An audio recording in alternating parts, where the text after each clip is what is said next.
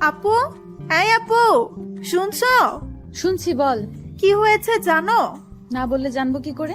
তুমি সেলাই করা রাখবা? আমি যে কিছু বলছি তাতে তোমার কোনো মনোযোগই নেই। আরোহী বোনের দিকে তাকিয়ে মুচকি হাসে, হাতের কাজ থামালো। এক দৃষ্টিতে কতক্ষণ ছোট বোনটাকে দেখলো, মনে মনে ভাবলো, সোনিয়া আসলেই খুব সুন্দর। আমার বোনটা পুরাই পরীর মতো হয়েছে। অবশ্য মাও তো কত সুন্দর, কিন্তু আমি। আই আপু, কি ভাবো? একটা কথা বলতে আসছিলাম আমি। কই না তো, কিছু না। বল, কি বলবি? এই যে কাজ রাখলাম। আব্বা তোমার জন্য ছেলে দেখছে জানো? আজ দেখতে আসবে তোমাকে। ছেলে নাকি হেবি সুন্দর জানো? আবার আমি কতবার বারণ করেছি আব্বাকে। আব্বা কেন এমন করছে? আমি বিয়ে করব না। বিয়ে করবি না তো কি তোকে ঘরে খুঁটি দিব? মা প্লিজ, আমি বিয়ে করব না। আর জানোই কেন করব না। তারপরও বারবার কেন এমন সংসে যে পাত্রপক্ষের সামনে যে বসতে বলো? যতদিন বিয়ে না হয় ততদিন এমনই বসবি। কম তো ছেলে দেখলো না, এই পর্যন্ত 17টা বিয়ে ভাঙলো। তোকে কত বলি একটু সেজে গুজে থাক। তুই কি সোনিয়ার মতো সুন্দরী? তা তো না, তোকে একটু সেজে গুজে থাকতে বলি। কি সাদে তুই এখন সোনিয়ার সাথে পার্লারে যাবি? হ্যাঁ আপু, চলো পার্লারে যাই। ওনারা তো বিকালেই আসবে। আমি পার্লারে যেতে পারবো না। বিয়ে হলে এই চেহারাতেই হবে, না হলে নেই। কেউ যদি আমার রূপ দেখে বিয়ে করতে চায় তাহলে আমি সেই বিয়ে করবও না। আল্লাহ আমাকে এমন বানিয়েছেন, আমি নিজে হইনি। চুপ থাক তুই। সবার আগে রূপটাই খোঁজে। এমন কালা মাইয়া কেউ বিয়ে করতে চায় না। তোকে বিয়ে দেওয়ার জন্য কত চেষ্টা করেছি। তোরে বিয়ে দিয়ে বিদায় করতে পারলেই বাঁচি। সোনিয়াও বড় হচ্ছে। মায়ের কথা শুনে আরোহীর কষ্ট হলো ভীষণ। অবশ্য মা সবসময় এমন বলে, তবু কেন যে কষ্ট হয় বুঝে না আরোহী। আরোহী মায়ের দিকে চেয়ে হেসে বলল, তোমরা বরং সোনিয়াকেই বিয়ে দাও। আমি তো বারণ করছি না। আর আজ যারা দেখতে আসবে তাদের এমনিতেই আমাকে পছন্দ হবে না। তার চেয়ে বরং সোনিয়াকে দেখাও। ও সুন্দর দেখলেই পছন্দ হবে। শুনলাম ছেলেও নাকি সুন্দর আছে, তাই বলছি সোনিয়াকে দেখাও। মারবো এক চর।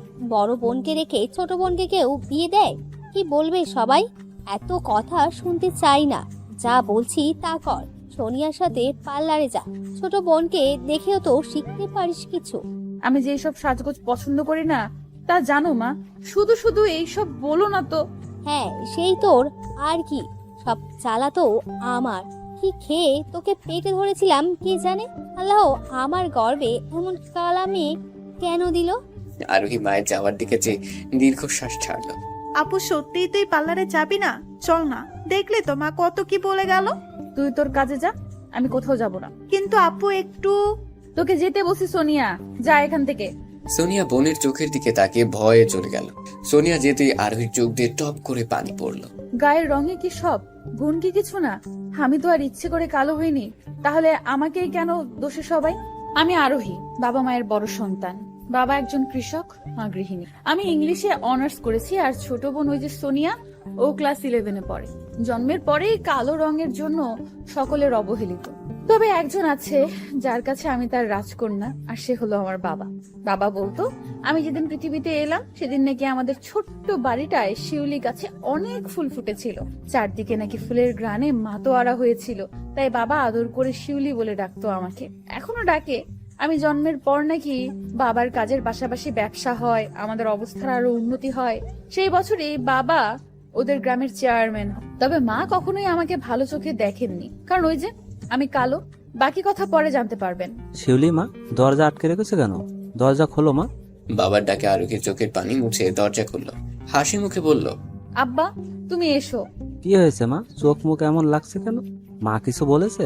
না, মা কি বলবে, কিছু বলেনি তো। আমি জানি না, বলতে হবে না। কেউ না জানুক, আমি তো জানি। আমার মেয়ে কত লক্ষ্মী। আমার মেয়ে যে ঘরে যাবে সেই ঘর আলোয় ভরে যাবে। আরোহী কিছু না বলে মুচকি আসলো। আরোহীর বাবা মেয়ের মাথায় হাত বুলিয়ে দিয়ে বলল, আমার বন্ধু রফিককে তো চিনো? জি আব্বা, রফিক আঙ্কেল তো খুবই ভালো মানুষ। কিছুদিন আগে না আসলো আমাদের বাসায়।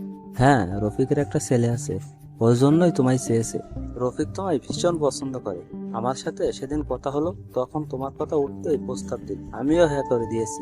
এখন তুমি কি বলো? তোমার মত না নিয়ে হ্যাঁ করে দিই। তুমি কিছু মনে করো না। এইভাবে বলো না আব্বা। তুমি তো জানো আমি কেন বিয়ে করতে চাই না। আর রফিক আঙ্কেলের ছেলেরও তো একটা মত আছে, সে কি আমায় পছন্দ করবে? ওইসব নিয়ে ভেবো না। রফিক তো আর এমনি এমনি বলিনি। ওর কাছে তোমায় দিলে আমিও নিশ্চিন্তে থাকবো। রফিক তোমায় নিজের মেয়ের মতোই দেখবে। জানো তো, ওর কোনো মেয়ে নেই, একটাই ছেলে। জি আব্বা, আপনি যা ভালো বোঝেন। আমার লক্ষ্মী মা, সন্ধ্যায় ওরা আসবে, তেমনও হতে পারে আজকেই বিয়ে করে নিয়ে যেতে পারে। তুমি তৈরি থেকো। আরোহী চুপ করে শুনলো। আরোহীর বাবা মেয়ের মাথায় হাত বুলিয়ে দিতে ছেলে যেতে উদ্যত হলো, তখন আরোহী ডাকলো, আব্বা, হ্যাঁ মা বলো। ছেলের সাথে একটু কথা বলে দেখো, তার মত ছাড়া এই বিয়ে হবে না আব্বা। তুমি ভেবো না আম্মা। আরোহী হাসলো। আরোহীর বাবার হেসে চলে গেল। ওরা যখন তখন এসে পড়বে, কত জোগাড় বাকি। ওদিকে বাবা, আমি ওই কালো মেয়েকে বিয়ে করতে পারবো না। মৃদুল, মুখে মুখে কথা বলবে না। আরোহী কত ভালো মেয়ে জানো তুমি? গায়ের ঘাম দিয়ে কি যদি পানি খাবে? বাবা, বিয়েটা আমি করব, সারা জীবন আমি থাকবো। আমার একটা পছন্দ অপছন্দের ব্যাপার আছে। হ্যাঁ, সেটা তোমার পছন্দ তো ওই উচ্ছৃঙ্খল মেয়ে নীলা। একটা কথা শুনে রাখো, বিয়ে তোমাকে আরোহীকেই করতে হবে। এটাই আমার শেষ কথা। তুমি আমাকে জোর করতে পারো না বাবা। আমার জীবন সঙ্গী আমি ঠিক করব, তুমি না। মৃদুল, আপনি একটু শান্ত হন, এভাবে উত্তেজিত হবেন না, শরীর খারাপ করবে আপনার। তোমার ছেলেকে বোঝাও ওর বিয়ে আরোহীর সাথেই হবে, না হয় আমার সম্পত্তি এক অংশ পাবে না ও। আমি বুঝাচ্ছি ওকে, আপনি ঘরে যান। বুঝিয়ে তৈরি হতে বলো, ও বাসায় যাবো আমরা। মা, আমি এই কালো মেয়েকে বিয়ে করব না, কিছুতেই না। দেখ বাবা, মেয়েটা খুব ভালো, গায়ের রংটা শুধু কালো। তুই ওকে ভালো করে দেখিস, ওর মধ্যে কত মায়া, আর অনেক গুণীও। সে যাই হোক, তাও আমি বিয়ে করব না। আমার বন্ধু মহলে একটা ইমেজ আছে মা, আর তাছাড়া আমি লিমাকে ভালোবাসি। বিয়ে করলে ওকেই করব। লিমাকে তোর বাবা কখনোই মেনে নেবে না, আর তোর বাবা তোর ভালোই চায়। মৃদুল, তুই আর জেদ করিস না বাবা, বাবার কথা মেনে নে। মানুষটা কথা দিয়েছে, তুই তো জানিস তোর বাবা কখনো কথার খেলাপ করে না। তাই বলে যার তার সাথে আমার বিয়ে দিয়ে দিবে আর আমি চুপচাপ মেনে নিব? আচ্ছা, আগে গিয়ে মেয়েটাকে দেখ, ছবিতে কি অত বোঝা যায়? সরাসরি দেখ, তারপর না হয় মেয়েটার সাথে কথা বলে বিয়েটা না করে দিস। এখন আর কথা বাড়াস না বাবা। কিন্তু মা, কোনো কিন্তু নয়, চুপচাপ রেডি হয়ে নে এখন। মৃদুলের মা চলে যেতেই ঠাস করে দরজা আটকে বসে রইল মৃদুল। আরোহীর ছবিটার দিকে এক নজর তাকিয়ে বলল, আমি এই মেয়েকে কোনো মতেই বিয়ে করব না। ইস, দেখলেই বমি পাচ্ছে। এত কালো কেউ হয়? আমি বিদেশ থেকে ইঞ্জিনিয়ারিং পড়ে এসেছি কি এই কালো মেয়েকে বিয়ে করার জন্য? লিমা কত সুন্দরী, কত স্মার্ট, আর বাবা কিনা এই বিশ্রী দেখতে মেয়েটার সাথে আমার বিয়ে দিতে চাইছে। এরে বিয়ে করলে আমি মুখ দেখতেই পারবো না। না না, একে আমি কিছুতেই বিয়ে করব না। বাবা যাই বলো, খুব শখ হয়েছে না তোমার বিয়ে করাচ্ছি বিয়ে আমাকে। মৃদুলের নিজের মনের কথা বলার মধ্যেই ফোন বেজে উঠল। ফোনের দিকে তাকিয়ে দেখে নিলাম লিমা কল করেছে। ফোন রিসিভ করতে, মৃদুল ডার্লিং, তোমায় কত করে কল দিচ্ছি, ধরছো না কেন? আমি খেয়াল করিনি লিমা। কি হয়েছে জান তোমার? এভাবে কথা বলছো কেন? কিছু হয়নি, তুমি কি কিছু বলবে? কিছু একটা যে হয়েছে তা বেশ বুঝতে পারছি, বলো আমাকে। মৃদুল অনিচ্ছা সত্ত্বেও সব খুলে বলল। তা শুনে লিমা বলল, কি বলছোটা কি এসব ডার্লিং? তুমি এমন করতে পারো না, আমার কি হবে? লিমা, কান্না করো না তো, আমার মন মেজাজ এমনিতেই ভালো নেই। তুমি কি সত্যি ওই মেয়েকে বিয়ে করবে ডার্লিং? তোমার কি এটা মনে হয় এই কালো মেয়েকে বিয়ে করব আমি মৃদুল? তাহলে কি করবে এখন? আঙ্কেলকে কি বলবে? তুমি কিন্তু একদমই বিয়ে করবে না মৃদুল, আমি তোমায় ভালোবাসি। আমিও তোমায় ভালোবাসি লিমা, তুমি ভেবো না এই বিয়ে হবে না। আমার উপর তোমার বিশ্বাস নেই নাকি? তোমায় আমি নিজের থেকেও বেশি বিশ্বাস করি জান। মৃদুল মুচকি হাসলো। লিমার সাথে টুকটাক কথা বলে রেখে দিল। মৃদুল কল রাখতেই, যার শালা, কি হলো এটা? মৃদুল সত্যি সত্যি যদি বিয়ে করে নেয়, তখন আমার সোনার ডিম পাড়া হাঁসটা এভাবে ফসকে যেতে পারে না। অবশ্য মৃদুলের ওপর বিশ্বাস আছে, এই বিয়ে করবে না। আর করলেই কি, আমি কি আর ওকে ভালোবাসি নাকি? একবার আমার প্রপার্টি পাই, তারপর আমাকে আর পাই কে? লিমার শয়তানি হাসি দিয়ে ওর আর এক বয়ফ্রেন্ডকে কল করলো। ফোন রিসিভ করতেই বলল, এই জান, তুমি কল দিয়েছিলে? হ্যাঁ, তোমায় ব্যস্ত দেখালো। কার সাথে কথা বলছিলে? মা ফোন দিয়েছিল, বাবার শরীরটা ভালো নেই। কেন, কি হয়েছে আঙ্কেলের? বাবা হার্ট অ্যাটাক করেছে, হাসপাতালে নিয়ে গেছে, কিন্তু সমস্যা হলো কি সমস্যা? 1 লাখ টাকার শর্ট পড়েছে। তুমি তো জানোই আমার অ্যাকাউন্ট লক করা, কি যে করি। এই ব্যাপার? আরে তুমি চিন্তা করো না, আমি আছি তো। তুমি আমার সাথে দেখা করো, আমি দিচ্ছি। কিন্তু তার বিনিময়ে তোমায় আমাকে কি দিতে হবে জানো তো? হ্যাঁ জানি, সমস্যা নেই, আমি আসছি, তুমি জায়গাটা টেক্সট করে দিও। ওকে সোনা, তাড়াতাড়ি চলে এসো, আমি অপেক্ষা করব। কল কেটে গেল। শালা লুচ্চা, আমি জানতাম এমন কিছুই বলবে। এসব ছেলেরাও না শুধু শরীর খোঁজে, কি আর করার, আবার একবার নিজেকে বিলিয়ে দিতে হবে। গরিব ঘরের মেয়ে লিমা পড়াশোনার জন্য ঢাকায় আসে, কিন্তু পরিবারের এত সামর্থ্য না থাকা এই পথই বেছে নিয়েছে। বড়লোকের ছেলের সাথে ভালোবাসার নাটক। তারপর শারীরিক সম্পর্ক আর গাড়ি গাড়ি টাকা। মৃদুলকে যে ভালোবাসে তা নয়, ওর বাবার সম্পত্তির উপরে লোভ মৃদুলেও অনেকবার বলেছে ইন্টিমেট হওয়ার জন্য, কিন্তু তার এক কথা। না লিমা, বিয়ের আগে কিছু নয়, বিয়ে হোক তারপর বাকি সব। তোমায় হালাল ভাবে নিজের করে নিতে চাই। বিয়ের পর তো তুমি আমারই, তখন না হয় হবে বাকি সব। আরোহী তোর হলো, ওরা চলে এসেছে। হয়ে গেছে মা, আমি আপুকে নিয়ে আসছি। জলদি আয়, ওরা অপেক্ষা করছে। আপু এবার রেডি হয়ে নে, বসে আছে সবাই। আমার ইচ্ছে করছে না। শুনেছি সে নাকি বিলেত ফেরত ইঞ্জিনিয়ার। সে কি আমায় পছন্দ করবে? শুধু শুধু আবার অপমানিত হতে হবে। এভাবে নেগেটিভ কেন ভাবছো? আব্বা তো বললো ওরা তোমাকেই বউ করে নিবে। এখন চটপট শাড়িটা পরে এসো, একটু সাজিয়ে দেই তোমায়। আমি সাজতে পছন্দ করি না, জানো না? আচ্ছা আগে শাড়িটা তো পরে এসো। আরোহী দীর্ঘশ্বাস ফেলে শাড়িটা নিয়ে ওয়াশরুমে গেল। মিনিট 10 পরে ফিরে এলো। সোনিয়া কোনোভাবেই সাজাতে পারলো না। আরোহীর এক কথা, কেউ যদি আমায় বিয়ে করতে চায় তাহলে আমার এই অবস্থাতেই বিয়ে করবে, না হয় না। রং সেজে পছন্দ হওয়ার কোনো মানেই নেই। একটু কাজল তো দাও, তোমায় কাজলে খুব মানায়। প্লিজ এটা না করো না, একটু কাজল দাও। মনের জোড়াজুড়িতে কাজল দিতে বাধ্য হলো আরোহী। সবকিছু ঠিকঠাক করে বের হলো সোনিয়ার সাথে। মা, এভাবে আর কতক্ষণ বসে থাকতে হবে আমায় বলো তো? আমার কাজ আছে, বিরক্ত ধরে গেল। আহা মৃদুল, একটু বসে থাকো। এসব শুনলে কি বলবে তারা? বুঝলে আসিফ, আরবি মাকে আমার ঘরে বউ করার জন্য তর্স হয়েছেন আমার। এত গুণী একটা মেয়ে আছে, আর আমি এই কিছুদিন জানলাম না। ভাবা যায় এগুলো? তুমি কতদিন পরে আসছো তার ঠিক আছে? ওই যে গ্রাম ছেড়ে গেলে আর আসলে না। সময় পাই নাই ভাই, তবে ভাগ্যিস এসেছিলাম। না হয় এত লক্ষ্মী একটা মেয়ে দেখা পেতাম। মৃদুল ভীষণ বিরক্ত হচ্ছে এসব কথায়। মৃদুলের মুখ দেখে আরোহীর মা ভালোই বুঝতে পারলো। মৃদুল বাবা, তুমি তো কিছু নিচ্ছই না, শরবতটা নাও। ভাই সাহেব, আরোহিমা এখনো এলো না কেন? এসে গেছি আমরা। সোনিয়ার কথায় মৃদুল চোখ তুলে তাকালো। মৃদুলের দৃষ্টি ঘোমটা দেওয়া রমণীর দিকেই গেল। আরোহী একবার চাইলো মৃদুলের দিকে চোখাচোখি হলো। আরোহী চোখ সরিয়ে সালাম দিল। সালাম উত্তর মৃদুলের বাবা দিল। ওয়ালাইকুম আসসালাম মামনি, এসো বসো। আমার পাশে এসে বসো মা। আরোহী মৃদুলের মায়ের পাশে গিয়ে বসলো। মৃদুল এক নজর তাকিয়ে আর তাকালো না। আরোহীকে দেখে তার কোনো ইন্টারেস্টই যাচ্ছে না, তাই চুপ করে বসে ফোন স্ক্রল করছে। ভারী মিষ্টি মেয়ে তো তুমি। তা মা, তুমি এখন কি করছো? মানে পড়াশোনা করছো নাকি অন্য কিছু? আমি ইংলিশে অনার্স করেছি আন্টি। বাহ, দারুণ তো। আর এই কথার ফাঁকে ফাঁকে মৃদুলের দিকে তাকাচ্ছে বারবার, কিন্তু মৃদুলের সেদিকে কোনো খেয়ালই নেই। বেশ কিছুক্ষণ কথাবার্তা বলে মৃদুলের বাবা বলল, আরোহী মাকে তো আমার সবসময় পছন্দ, নতুন করে আর কিছু বলার নেই। আমরা চাচ্ছি আজ আংটি পরিয়ে যেতে, সামনের সপ্তাহে বিয়ের কাজ সম্পূর্ণ করব। আপনাদের কি মত? তুমি যা ভালো মনে করো, আমাদের অমতের কিছু নেই। বাবার কথা শুনে মৃদুল যেন আকাশ থেকে পড়লো। বাবার দিকে তাকাতে কড়া চোখে চাইলো। মৃদুল রাগে ফুসফুস করতে লাগলো, আরোহী মা, তোমার কি আমার ছেলেটাকে পছন্দ হয়েছে? তুমি মত দিলে কথা আগাবে। আরোহী একবার মৃদুলের দিকে চাইলো। মৃদুল শক্ত মুখ করে বসে আরো কিছুক্ষণ চেয়ে থেকে ভাবলো, ওনার চোখ মুখ দেখে মনে হচ্ছে উনি রাজি নয়। আসলেই কি তাই? আরোহী মা, জি আঙ্কেল। বললে না তো মৃদুলকে তোমার পছন্দ হয়েছে কিনা? আমার বাবা মায়ের পছন্দই আমার পছন্দ আঙ্কেল। তারা যা ভালো বুঝবে তাই হবে। লক্ষ্মী মেয়ে। মৃদুলের মা, আরোহীকে আংটিটা পরিয়ে দাও। আর দেরি কিসে? মৃদুলের মা আংটিটা পরিয়ে দিল। আরোহী মৃদুলের দিকে চেয়েছিল, কিন্তু মৃদুল একভাবেই বসেছিল।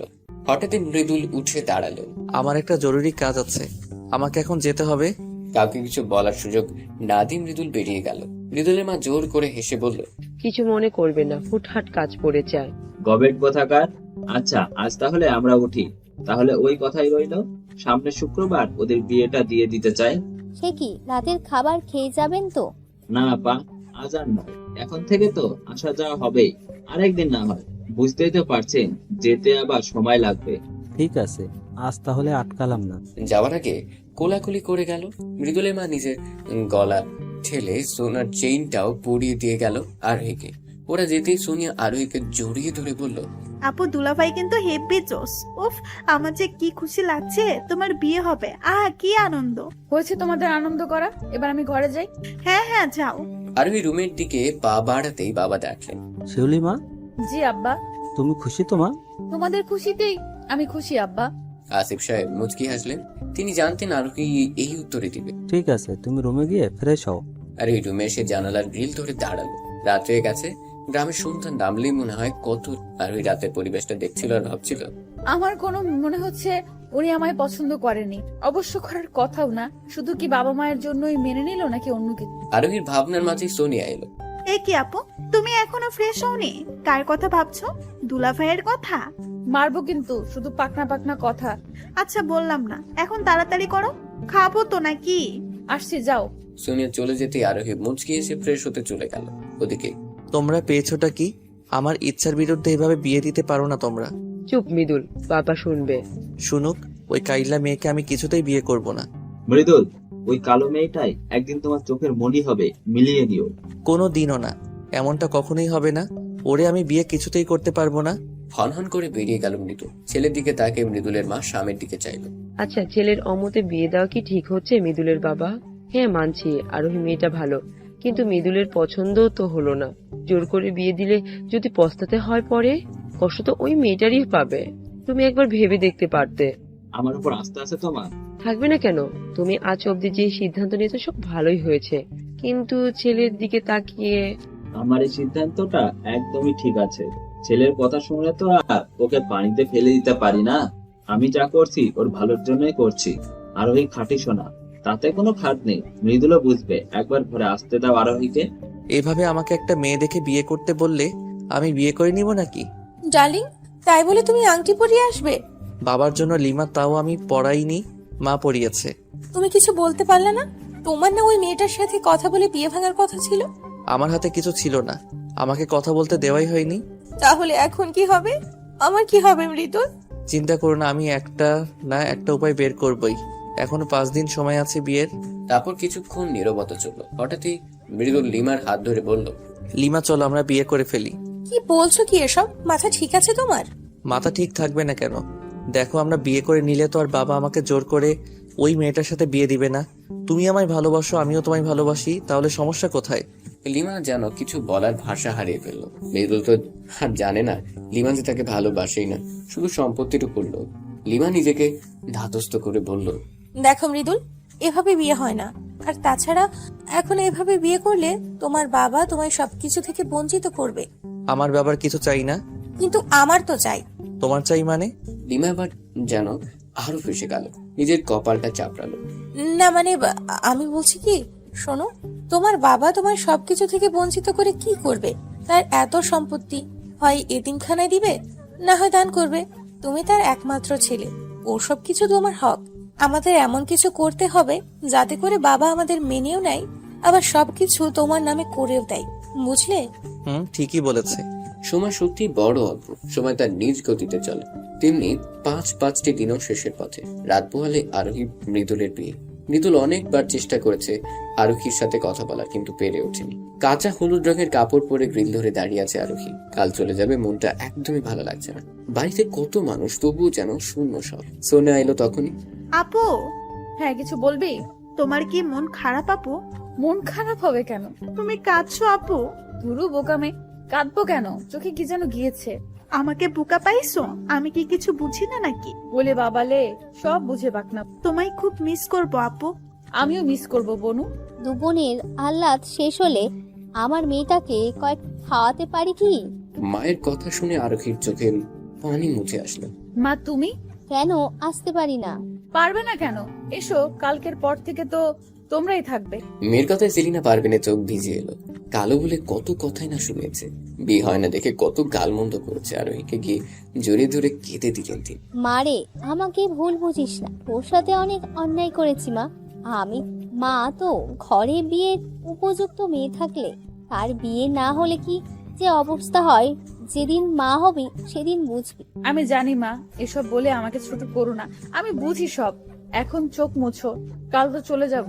আজ আমাকে খাওয়াই দাও তো। একটু বসো, আমি এখনই আনছি। মা চলে যেতে দীর্ঘশ্বাস ফেললো আরোহী। সোনিয়ার সাথে কথা বলতে বলতে সেলিনা পারভিন এসে খাইয়ে দিয়ে গেল দুই মেয়েকে। খাওয়া শেষ করে কড়া হুকুমে বলে গেল ঘুমোতে।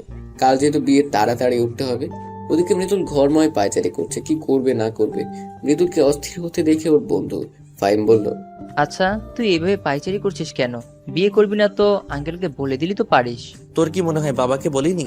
এই 5 দিনে মনে হয় 1000 বার বলছি, কিন্তু বাবার এক কথা, হয় বিয়ে করো, না হয় সব সম্পত্তি থেকে বিদায়। মেয়েটা শুধু কালো বলে কি বিয়ে করতে চাচ্ছিস না, নাকি অন্য কাহিনী? আমি লিমাকে পছন্দ করি। কি লিমা? হ্যাঁ, এতে এত অবাক হওয়ার কি হলো? লিমাও আমায় ভালোবাসে। লিমাকে ভালোবাসে, কিন্তু লিমা তো... কোন দুনিয়ায় হারালি? না, কোথাও না। তুই শিওর লিমা তোকে ভালোবাসে? এখানে শিওরের কি হলো? হ্যাঁ, ভালোবাসি। কিন্তু তোর চোখে তো লিমার জন্য কোনো ভালোবাসা দেখতে পারছি না। আর লিমা মেয়েটা তেমন সুবিধারও নয়। তোর কাছে জ্ঞান চেয়েছি। হ্যাঁ, মানছি লিমা আগে অনেক সম্পর্ক করছে, কিন্তু এখন ঠিক হয়ে গেছে। আর ও আমায় ভালোবাসে। কথায় আছে না, যে কুকুরের লেজ বাঁকা সেই কুকুরের লেজ কখনো সোজা হয় না। ফাহিম, লিমাকে নিয়ে কিছু বলবি তো? তোকে ডাকছি কি করে বিয়ে ভাঙা যায় সেই বুদ্ধি দিতে। ওকে ওকে, কুল কুল। তুই এক কাজ করতে পারিস, ভাবিকে কল দে, দিয়ে বল তুই বিয়ে করতে পারবি না, তুই অন্য কাউকে ভালোবাসিস। এখন কল করব? তো কাল বিয়ে হয়ে যাওয়ার পরে বলবি। না। আচ্ছা, কল করি তাহলে। হ্যাঁ, কর। অনেক ভেবেচিন্তে নিজেকে ধাতস্থ করে মৃদুল আরোহীকে কল করলো। প্রথমবারে কেউ ফোন ধরলো না, আবার কল দিতেই ঘুম জড়ানো কণ্ঠে আরোহী বলল, হ্যালো, কে বলছেন? আরোহীর গলার স্বর শুনে কেন জানি কলিজায় লাগলো মৃদুলের। এত মিষ্টি গলা। কিছুক্ষণের জন্য চুপ হয়ে গেল। ওদিকে আরোহী, আরে কে আপনি? কথা বলছেন না কেন? আমি মৃদুল। মৃদুলের নাম শুনে জমে গেল আরোহী। এত রাতে মৃদুল কিছু কি হলো নাকি?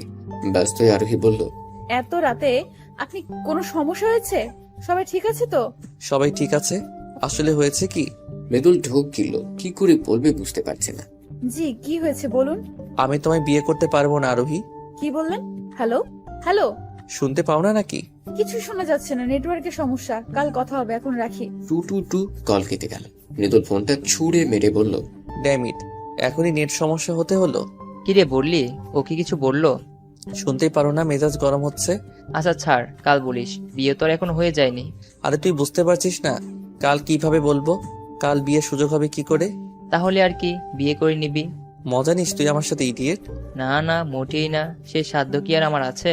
মৃদুল বিরক্ত নিয়ে তাকালো ফাহিমের দিকে। ফাহিম মুখ চেপে হেসে ধপাস করে শুয়ে পড়লো। এখন সে ঘুমোবে। মৃদুলও নানা চিন্তা ভাবনা করতে করতে ঘুমিয়ে গেল। শরীর তো আর এত কিছু বুঝবে না, ঘুমোতে হবেই। পরদিন সকালে, আরোহী ওঠ, এখন বেলা হলো। মায়ের ডাকে আরোহীর ঘুম ভাঙলো। ফ্রেশ হয়ে খেয়ে নিল। বিয়ে বাড়ি তোড়জোড় শুরু হয়ে গেছে। দেখতে দেখতে দুপুর গড়ি বিকেল হলো। বরপক্ষ চলেও এসেছে। আরোহী বউ সেজে বসে আছে, লাল টুকটুকে শাড়ি, আর তার শরীরে মুখে কোনো সাজ নেই বললেই চলে। শুধু বড় বড় চোখ দুটোয় গাঢ় কাজল টানা চোখে হালকা লিপস্টিক। আর মৃদুল সে তো পুরোই নায়ক।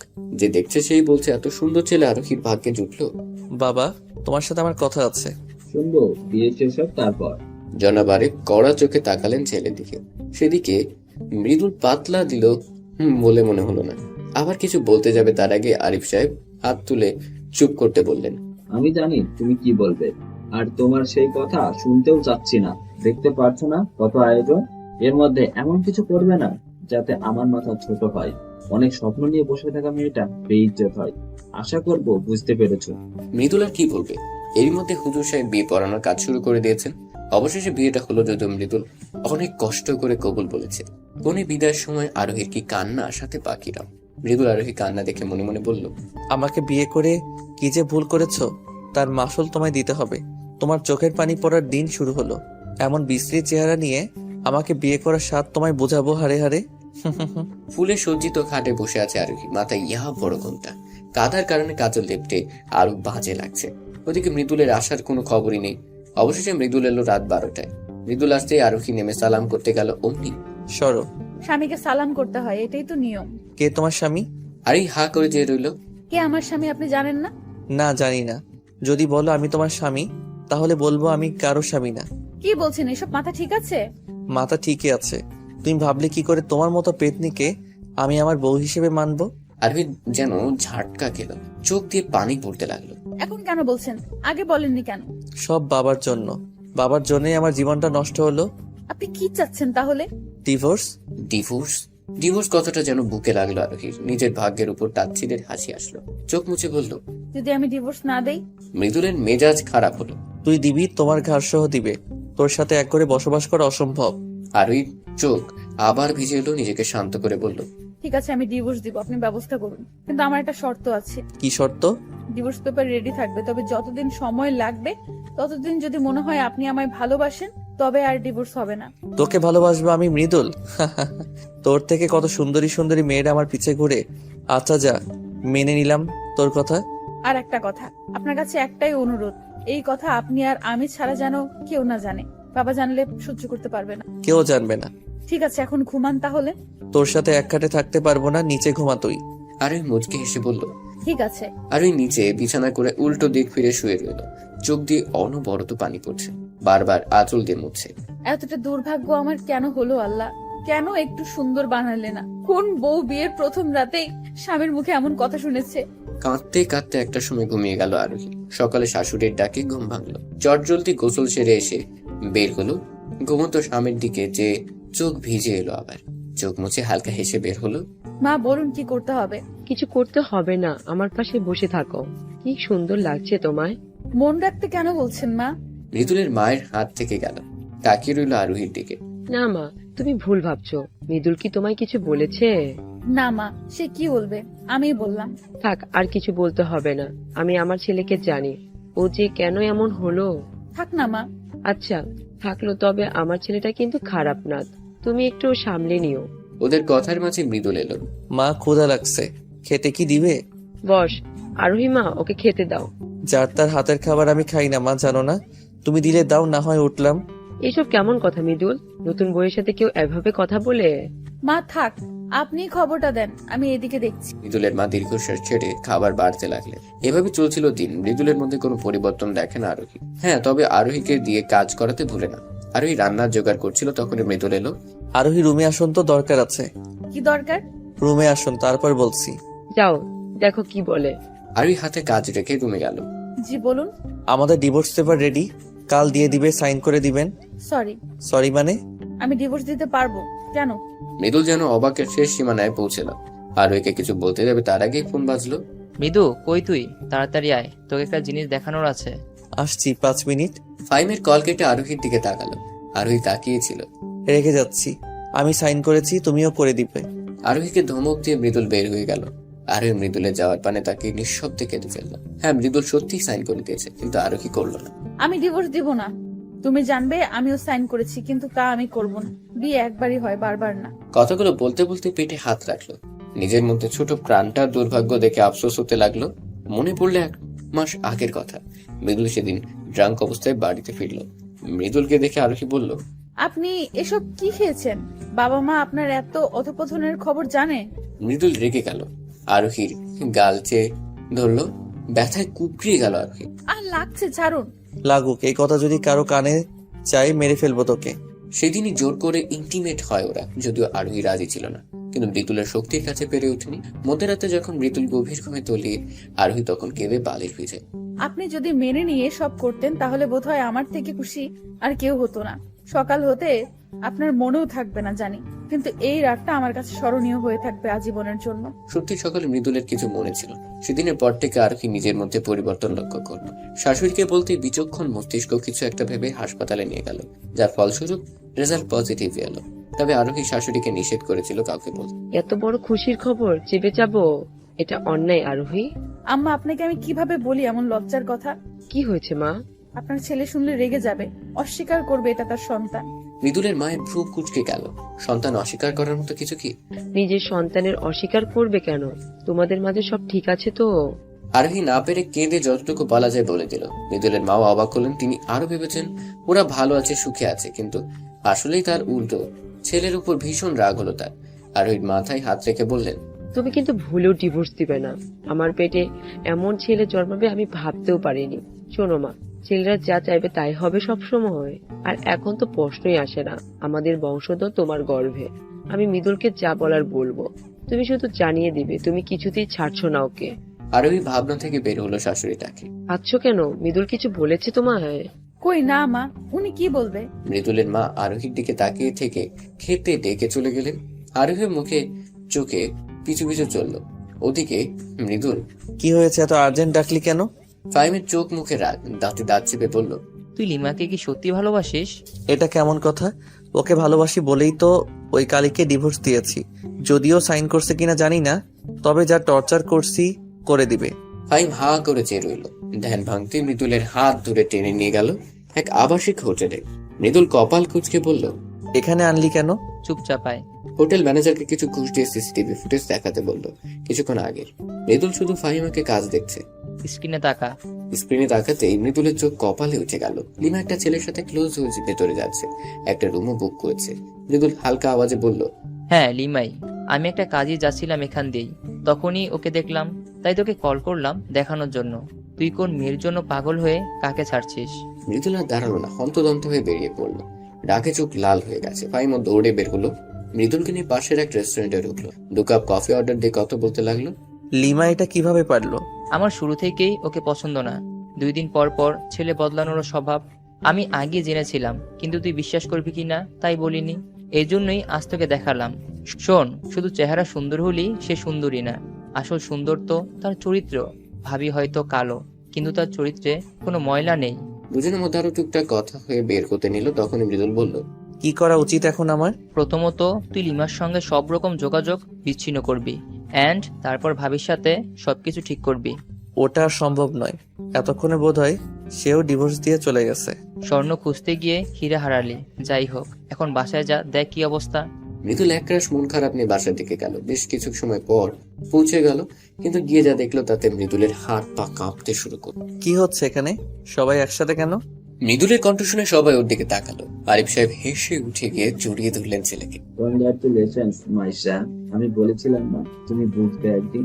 আরিফ সাহেব ছড়ে যেতে সবাই ওদের অভিনন্দন জানাতে লাগলো। আরে হয়েছেটা কি বলবা তো? আর ওই কেঁপে উঠলো, সাথে সবাই অবাক হলো।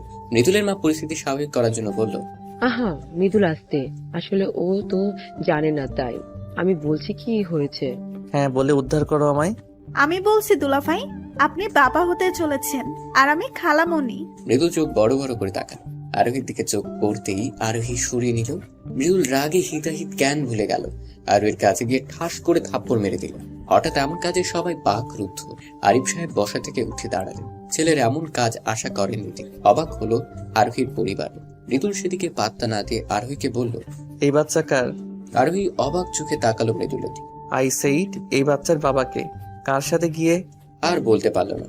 মৃদুল তার আগেই গালে থাপ্পড় পড়লো। মৃদুল গালে হাত দিয়ে চোখ তুলে তাকাতেই বাবার রক্ত চোখে দেখতে পেল। তুমি কি বলছো এগুলো? কোন সাহসে ওর গায়ে হাত তুললে? বেশ করেছি। কান্নাকার বাচ্চা পেটে ধরছে, এখন আমার ঘাড়ে দোষ চাপাচ্ছে। এবার আরোহী মুখ খুলল। খবরদার, আমার বাচ্চা নিয়ে কোনো কথা নয়। এই বাচ্চার বাবা আপনি ছাড়া অন্য কেউ নয়। আমার বা আমার সন্তানকে নিয়ে কিছু বললে আমার চেয়ে খারাপ আর কেউ হবে না। মৃদুল কোনো কথা না বলে ধপধপ করে নিচের রুমে চলে গেল। আরোহী ধপ করে বসে পড়লো নিচে। আরোহীর বাবা মা এখনো হতভম্ব, তবে এটা বুঝতে পেরেছে তাদের মেয়ে সুখী নেই। আরোহীর বাবা মেয়ের সামনে এসে বসলেন, মাথায় হাত দিয়ে বললেন, মা, আব্বা, কেঁদো না মা, আমি ভুলছিলাম, আমাকে ক্ষমা করে দিও। আমি তোমার সঠিক কারোর কাছে তুলে দিতে পারিনি। আরোহীর বাবা উঠে দাঁড়ালেন। মৃদুলের বাবার সামনে গিয়ে বললেন, ভাই, আমার মেয়েটা অনেক লক্ষ্মী। ভেবেছিলাম আমার মেয়ে তোমাদের কাছে ভালো থাকবে, কিন্তু যাই হোক, আমি আরোহীকে নিয়ে চলে যাব আজই সঙ্গে করে। এখানে থাকলে আমার মেয়ে বাঁচবে না। আমায় ক্ষমা করো বন্ধু, আমি নিজ দায়িত্বে আরোহীকে ভুল করে এনেছি। আমার ছেলে এত অধঃপতনে যাবে কখনো ভাবতেই পারিনি। তোমাদের কাছে কঠিন সত্য লুকিয়েছি আমি। সত্য? কোন সত্য ভাইজান? আরোহী এবার জল ভরা চোখে চাইল। শ্বশুরমশাই কোনো সত্যের কথা বলছে। মৃদুলের বাবা চোখ মুছে বললেন, মৃদুল একটা মেয়েকে পছন্দ করতো, কিন্তু মেয়েটা একদম ভালো নয়। ওই মেয়ের লোভ আমার সম্পত্তির ওপর। ওর হাত থেকে বাঁচাতে আরোহীকে আমি এনেছি। বলতে পারো জোর করে বিয়ে দিয়েছি। সকলে হা হয়ে গেল। মৃদুলের বাবা আরোহীর সামনে গিয়ে হাত জোর করে বললেন, তোর কাছে আমি অপরাধী মা, ক্ষমা করে দিস। তোর যা ভালো মনে হয় তুই কর, আমি আর আটকাবো না তোকে। আমিও বুঝতে পেরেছি এখানে থাকলে মৃদুল তোকে নানাভাবে অশান্তি দিবে। এইভাবে হাত জোর করবেন না বাবা। আমার মা বাবাকে ছেড়ে এসে আপনাদের মতো মা বাবা পেয়েছি, এটা কয়জনে পায়।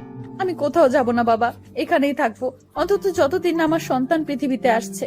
কিন্তু আরোহী? কোনো কিন্তু নয় মা, আমি কোথাও যাব না, এটাই আমার শেষ কথা। ঠিক আছে, তুমি যা ভালো বুঝো, সাবধানে থেকো। যদি মনে হবে এখানে আর থাকবে না, তখনই একটা কল করো, নিয়ে যাব আমি। আজ তবে আসি, আমার মেয়েটাকে একটু দেখে রাখবে। ওরা চলে যেতে আরোহী পা বাড়ালো রুমের দিকে। পেছন থেকে মৃদুলের মায়ের ডাক পড়লো। আরোহী থেমে গেল, পিছু ফিরে চাইল। আমাদের ভুল বুঝিস না মা। না মা, ভুল বুঝবো কেন? আমার ভাগ্যে যা ছিল তাই হয়েছে, ভবিষ্যতেও হবে। আপনি চিন্তা করবেন না। রুমে যাই, আপনার ছেলের কিছু লাগবে কিনা দেখি। তুই এখনো ওর কথা ভাবছিস? ও যাই করুক, যেমনই হোক, তবু আমার স্বামী। বাবু পৃথিবীতে আসুক, তারপর না হয় মুক্ত করে চলে যাব। আরোহী আর দাঁড়ালো না, কান্নাগুলো দলা পাকিয়ে আসছে। জলদি চোখের পানি মুছে ঘরে গেল। মৃদুল খাঁচে হেলান দিয়ে বসে কিছু একটা ভাবছিল। আরোহী সেদিকে খেয়াল না করে কাপড় নিয়ে গোসল করতে ঢুকতে গেল। তখনই এই দাঁড়া, আরোহী থামলো, কিন্তু পেছন ফিরল না। এই বাচ্চার বাবাকে সত্যি করে বল, কেউ না জানুক। তুই ভালো করেই জানিস তোর সাথে আমার কিছু হয়নি, তাহলে বাচ্চা আসলো কোথা থেকে? আরোহী চুপ। ও যেন জানতো এমনটাই হবে। আরোহী চুপ থাকা দেখে মৃদুলের আরো রাগ হলো। কাজে গিয়ে হাত টেনে ধরে ঝাঁকিয়ে বলল, এখন চুপ কেন, কথা বল। বাচ্চার বাপকে সত্যি করে বল। আরোহী ব্যথায় কুকড়িয়ে গেল। চোখ দিয়ে 2 ফোঁটা পানি পড়লো। শক্ত গলায় বলল, এই বাচ্চার বাপ মৃদুল, আর কেউ নয়। মৃদুলের শরীর যেন জ্বলে উঠল। আরোহীকে ধাক্কা করলো, আঘাত করলো। এই বাচ্চার বাবা আমি, তাই না? আজ তোকে মেরেই ফেলবো, সত্যি কথা বল। হ্যাঁ পারেন তো, ওই একটা কাজই করতে। যতই হাত তুলুন না কেন, এই সন্তানের বাবা আপনি। হ্যাঁ আপনি। সেদিনের কথা মনে নেই? মদ গিলে এসে যে পুরুষত্ব দেখালেন, ভুলে গেছেন? মৃদুলের হাত থেমে গেল। অবাক হয়ে চাইলো আরোহীর দিকে। সেদিন ওদের মধ্যে না, ও আর ভাবতে পারল না। মিথ্যা বলছিস তুই, বল মিথ্যা বলছিস? আমি কিছু মিথ্যা বলছি না। আমি জানতাম আপনি ভুলে যাবেন, তাই বলতে চাইনি, কিন্তু বাধ্য হলাম। মৃদুল টি টেবিল লাথি দিয়ে বের হয়ে গেল রুম থেকে। আরোহী হাউমাউ করে কাঁদতে লাগলো। হে আল্লাহ, কেন এমন করছো আমার সাথে? আমি কি অন্যায় করেছি? কিসের শাস্তি দিচ্ছ এমন? মৃদুল ফিরল বেশ রাত করে। রুমে ঢুকতে দেখতে পেল আরোহীকে কাঁচুমাচু হয়ে ঘুমিয়ে আছে। শীতে কাঁপছে ভীষণ। মৃদুলের মায়া হলো। এগিয়ে গিয়ে কাঁথা টেনে দিতে গিয়ে থমকে গেল। হাত লাল হয়ে আছে। মনে পড়লো দুপুরের কথা। ছি, আমি এত নিচু কাজ কি করে করলাম? আরোহীর ঘুমন্ত মুখটার দিকে তাকাতে মৃদুলের বুক কেঁপে উঠল। আরোহীর মুখের দিকে তাকিয়ে রইল। হঠাৎ আরোহীর হাত ওর হাতের সাথে লাগতেই আরেক দফা অবাক হলো। ও মাই গড, এত গরম কেন শরীর? জ্বর আসলো নাকি?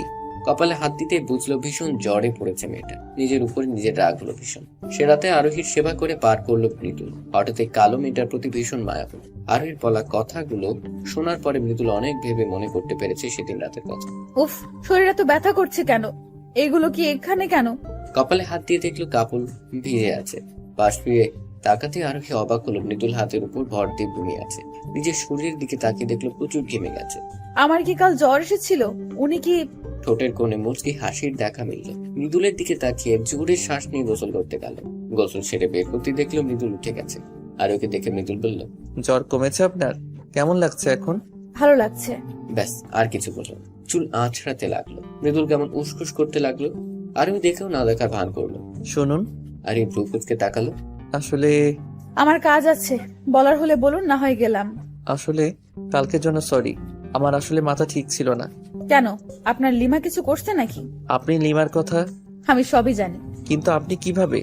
ওসব আপনার না জানলেও চলবে। তবে চিন্তা করবেন না, আমার সন্তান পৃথিবীতে এলেই আমি আপনাদের জীবন থেকে চলে যাব, মুক্ত করে দেব আপনাকে, কোনো দায় রাখবো না। আরোহী, আমি। মৃদুলের মুখে নিজের নাম শুনে কেঁপে উঠলো আরোহী। চোখ টলমল করে উঠলো। নিজেকে শক্ত রাখার চেষ্টা করলো আরোহী। মৃদুলকে থামিয়ে বলল, ব্যাস, আপনাকে কিচ্ছু বলতে হবে না। আচ্ছা, লিমা অনেক সুন্দরী, তাই না? অবশ্য হবেই নাই বা কেন, আপনার চয়েস বলে কথা। আমিও কুৎসিত একটা মেয়ে, না আছে রূপ, না আছে অন্য কিছু। যাই হোক, একদিন দেখা করাবেন, কেমন?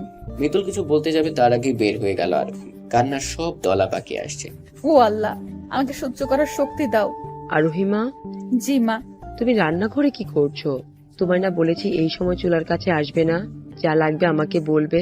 কি যে বলেন মা, আমার বসে থাকতে ভালো লাগে না, তাই খাচ্ছিলাম, নাস্তাটা আমিই বানায় ফেলি।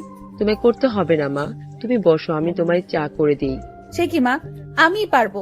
একটা মার দিব, যা বলছি তাই করো, যাও। আরোহী আর কি বলবে, মায়ের হুকুম বলে কথা। আরোহীকে চা করে দিয়ে তিনি নাস্তা বানাতে ব্যস্ত। আর আরোহীর সাথে গল্প করতে লাগলো। এই সময়টা সাবধানে থাকতে হয়, বুঝলে? ভালো ভালো খাবার খেতে হয়, ভারী কাজ একদমই করা যাবে না। তোমায় একটা গল্প শোনাই, তবে ঠিক গল্প না। তখন মৃদুল আমার পেটে, তোমার শ্বশুর সে কি যত্ন আমার। আমাদের বিয়েটা হয়েছিল পারিবারিক ভাবে। শুরুতে তোমার শ্বশুর তেমন একটা আমাকে পছন্দ করতো না, স্কুল পেটে আসার পরে পাল্টে গেল, আমায় চোখে হারাতে লাগলো। সেই থেকে এখন অব্দি তিনি আমায় ভালোবাসেন। আরোহীর বিষণ্ণতা নিয়ে মুচকি হাসলো। আরোহীর বিষণ্ণ মুখটা দেখে মৃদুলের মা আরোহীর থুতনি ধরে বললেন, মৃদুলও বদলে যাবে, দেখো। মৃদুলও তোমায় ভালোবাসবে, একটু সময় দাও। আমি জানি ও ঠিক বুঝবে। 9 মাস পেটে ধরেছি তো, বুঝি আমি। এমনটা হলে আমার থেকে খুশি আর কেউ হতো না, কিন্তু তা কি আদৌ হবে? হয়েছে, এখন এত ভাবতে হবে না। এই নাও, এই ফলগুলো শেষ করো, আর 2টো ডিম। মা, এগুলো এখন? হ্যাঁ, এখনই সব শেষ করো, তারপর নাস্তা করবে। আরোহী চোখ মুখ কুচকে খেতে লাগলো। মৃদুল এলো তখনই। মা ক্ষুধা লাগছে, খেতে দাও। বস, দিচ্ছি। মৃদুল তাকালো আরোহীর দিকে। আরোহী সেদিকে না তাকিয়ে ডোন্ট কেয়ার ভাব নিয়ে ফল খেতে লাগলো। হঠাৎ ভীষণ বমি পেল আরোহী। ওহ ওহ। দৌড়ে বেরিয়ে পড়লো আরোহী। ওয়াশরুমে গিয়ে গড় গড় করে বমি করে দিল। মৃদুল ওর সাথে সাথে এসেছিল। আরোহীকে বমি করতে দেখে দু বাহুতে হাত রেখে ধরলো। আরোহী চোখ মুখে পানি দিয়ে তাকালো। এই নিন, পানিটা খান। লাগবে না। আরোহী চলে গেল। মৃদুল আহাম্মকের মতো চেয়ে রইল। যা বাবা, ভালোর জন্যই তো সাধলাম, অবশ্য নেওয়ার কথাও না আমি যা করছি। মৃদুলকে নাস্তা করে বের হলে গন্তব্য ফাহিমের বাসা। ফাহিমের বাসায় গিয়ে ভর ছেড়ে দিয়ে বসলো মৃদুল। তা দেখে ফাহিম বলল, কি রে, তুই এই সময় আমার বাসায়? সব ঠিক আছে তো? লিমা আবার কিছু করেছে নাকি? না, ও কি করবে? দুদিনে কতবার যে কল করছে, আমি ব্লক করে রেখে দিছি। ওই শালি ভালো হবে না আর। আচ্ছা, সে যাই হোক, এখন কি অবস্থা? আরোহী সব জেনে গেছে। জেনে গেছে মানে? কি জানছে? লিমার আর আমার যে সম্পর্ক ছিল তা। পুলিশ কি কিভাবে জানলো? অবশ্য ভুল কিছু তো আর জানেনি। চুপ কর তুই। জানছে তো কি হয়েছে? তুই তো আর ভাবিকে ভালোবাসিস না। ভালোবাসিস কি বলছি, তুই তো পছন্দই করিস না। মৃদুল কিছু বলল না, মন খারাপ করে চুপ করে রইল। ফাহিম কিছু একটা মনে পড়ে যাওয়ার ভঙ্গিতে বলল, এই তোদের না ডিভোর্স হয়েছে? তুই না বললি তুই সই করে দিয়েছিস? ভাবিও কি? না, দেয়নি। যাক, তাহলে তো ভালো। না, ভালো না, দেয়নি। তবে বলল দিয়ে দিবে, কারণ সে জানে আমি আর লিমা সম্পর্কে আছি। কিন্তু তোরা তো কোনো সম্পর্কে নেই এখন, বলিসনি তুই? না, কোন মুখে বলতাম? এখন কি করবি ভাবছিস? কি ভাবছি? মৃদুল চুপ পেয়ে গেল। ওর মুখে হাসি মুচকি মুচকি হাসতে লাগলো। মৃদুলের হাসি দেখে ফাহিম বলল, এমন হাসছিস কেন? তারপর মৃদুল যা বললো তার শুনে ফাহিম অবাক হওয়ার সাথে সাথে চিৎকার দিয়ে বলল, কি কি বলছিস? এটা সত্যি? হ্যাঁ, সত্যি। কংগ্রাচুলেশন দোস্ত, বাবা হয়ে যাচ্ছিস আর আমি চাচ্ছু। আচ্ছা, একটা কথা বলতো, তুই তুই কি ভাবির সাথে জোর বা কেমনি কি? তুই তো ভাবিকে পছন্দই করতি না। ওটা একটা অ্যাক্সিডেন্ট ছিল, জোর করে বলতে পারিস, কারণ আমি ড্রাঙ্ক ছিলাম। আমি কিছুই জানতাম না। তবে কি জানিস, মেয়েটা কোনো অভিযোগ করেনি, কিছু বলেওনি। উল্টো আমি ওরে কত কি বলছি। ফাহিম মৃদুলের কাঁধে হাত রেখে বলল, আর ভুল করিস না, ভাবির কাছে ক্ষমা চা, আমার মনে হয় ক্ষমা করবে। তোর কি মনে হয় আমি চাইনি? মেয়ে মানুষ তো অভিমান একটু বেশি। সংসার করার জন্য চেহারা দরকার হয় না রে, একটা ভালো মনের মানুষ হলেই হয়। ভাবিকে মেনে নে। আর এখন তো সে তোর বাচ্চার মাও। কিভাবে কি করব বুঝতে পারছি না। ভাবিকে বোঝা, সরি বল, ভাবিকে ভালোবাসিস সেটা বল তুই। ভালোবাসি কি না জানি না তো। তাহলে বলবো, আগে বুঝ তুই ভালোবাসিস কিনা। যখন নিজেকে বোঝাতে পারবি, যখন বুঝতে পারবি ভালোবাসিস, তখনই ভাবিকে বলে দিস। কিন্তু হ্যাঁ, বুঝতে যেন দেরি না হয়। মৃদুল কিছু একটা ভাবতে লাগলো। দুই বন্ধু বেশ কিছু সময় গল্প করার ওর মৃদুল বাড়ি যাওয়ার জন্য বেরিয়ে পড়লো। বাড়িতে পৌঁছে আরোহীকে ডাকতে লাগলো, আরোহী, আরোহী। এভাবে চিল্লাচ্ছিস কেন? কি দরকার আরোহীকে দিয়ে বল। দরকার আছে মা, তাই ডাকছি।